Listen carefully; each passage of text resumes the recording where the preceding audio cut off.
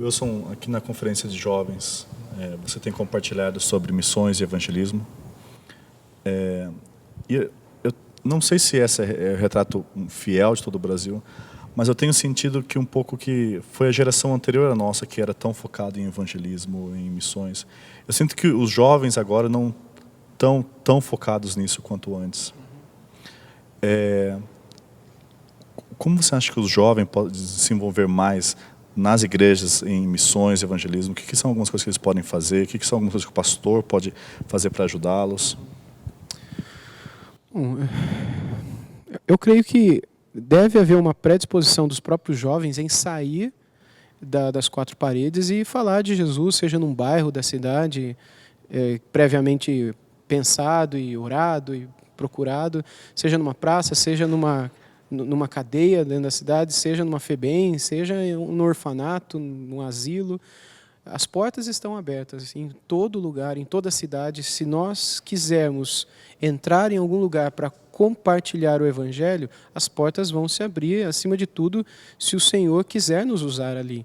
Então, a primeira coisa que deve existir é essa predisposição. Se eles não quiserem, eles não vão, né? E coragem, de fato, para pegar e sair e fazer. Esse é um ponto. Outro ponto é que, nessa geração anterior, que era um pouco mais voltada para a evangelização, década de 90 principalmente, era focada em evangelização, mas era uma evangelização meio que baseada em métodos, baseada em metodologias, em passos, em regras, em leis, etc. Não que nada disso seja ruim, são apenas uma forma encontrada para compartilhar o Evangelho. Mas a dependência dessas coisas fez com que essa geração perdesse a dependência do próprio Espírito. Eu não vou generalizar, obviamente sempre tem um ou outro que depende do Espírito, mas a grande maioria confiava no método mesmo, e se frustravam, e muitas vezes não conseguiam dormir por causa disso.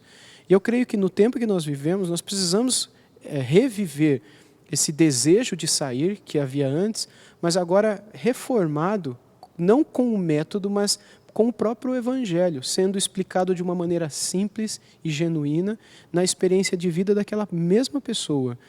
Eu creio que no tempo em que nós vivemos, para corrigir um pouco dos erros cometidos no passado, nessa questão da evangelização, os jovens procurarem conhecer mais a pessoa de Cristo, mais do que o método em si, conhecer mais o Evangelho do que os passos, do que as leis, porque o Evangelho ele não se resume a 4 leis, ou a 5 passos, ou a uma ponte, ou esses métodos que sempre que existiram aí de uns tempos para cá. O Evangelho ele é bem mais simples do que isso, e ele é bem mais profundo do que isso na sua simplicidade, que muitas vezes essas técnicas e esses folhetos resumem demais e acabam deixando o essencial do lado de fora. Então, número 1, eu creio que os jovens de hoje, não só os jovens, mas todos nós, precisamos conhecer genuinamente o Evangelho e, através do Evangelho, a pessoa de Cristo. Naturalmente, isso vai nutrir um amor e uma gratidão e um louvor pela pessoa dele que não caberão dentro de nós. E eu creio que isso vai ser derramado de um modo natural por meio de evangelização para as pessoas com as quais nós convivemos. E isso, quando feito em coletivo, vai acabar resultando num transbordar desse evangelho num asilo, por exemplo, ou uma casa existencial qualquer, num orfanato. Na igreja em que eu sou pastor, os jovens da igreja, os adolescentes, eles se envolvem a cada mês ou a cada 2 meses com esses eventos, digamos assim, onde eles vão para uma casa, um asilo, um orfanato, ou na própria FEBEM, né, Fundação Casa, como ela é chamada hoje. Eles se organizam, se preparam através de pantomimas, de peças, através de músicas, através de um estudo, que eles mesmos vão e fazem.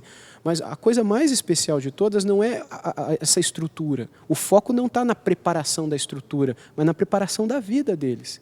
É isso que eu acho que um pouco que se perdeu no passado. A preparação muito com o foco, com o evento, com a luz, com o assento, com a iluminação, quem vai ser o pregador, do que com a vida. Então, eu entendo que o evangelismo deve ser encarado mais como uma vida, um estilo de vida, do que como um evento, como um programa da igreja.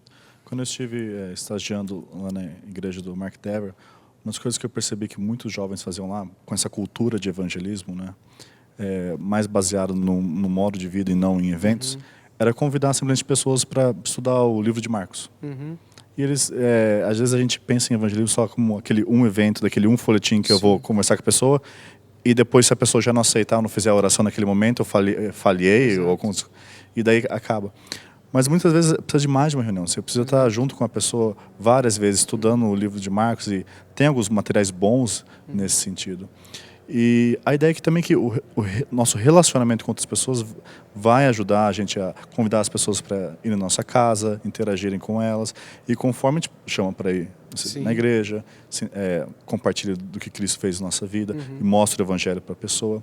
Exato. Às vezes eu sinto que a gente, por causa de toda essa ideia de metodologia, a gente fica muito bugado, entendeu? A gente perde a grande comissão, que é de fazer discípulos e não de sentar com o cara, mostrar um negócio para ele, fazer uma oração e nunca mais ver ele na nossa frente. Isso não é fazer discípulos.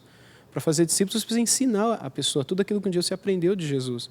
O cara vai ser batizado, você vai acompanhá-lo. Então, eu entendo exatamente dessa maneira, que você precisa acompanhar a pessoa, talvez pelo estudo de um livro da Bíblia, ou às vezes de um outro recurso literário que possa conduzir a pessoa no conhecimento do Evangelho, a fim de que você encaminhe essa pessoa para a cruz, para o Evangelho, para Cristo. E assim nós fazemos discípulos, não é? Ide, portanto, fazei discípulos todas as nações, né? Batizando-os, ensinando-os a guardar, e eu estarei convosco. Eu creio que o método atrapalha o fazer discípulos. Na verdade, o método, ele ofusca o discipulado. O método acaba sendo um desencargo de consciência, não é? Pronto, falei, não tenho mais responsabilidade nenhuma. E tira da nossa responsabilidade o foco no acompanhar da vida da pessoa, da vida na vida mesmo, né? De fazer o que Jesus fez com os 12, de fazer o que os 12 fizeram com outros.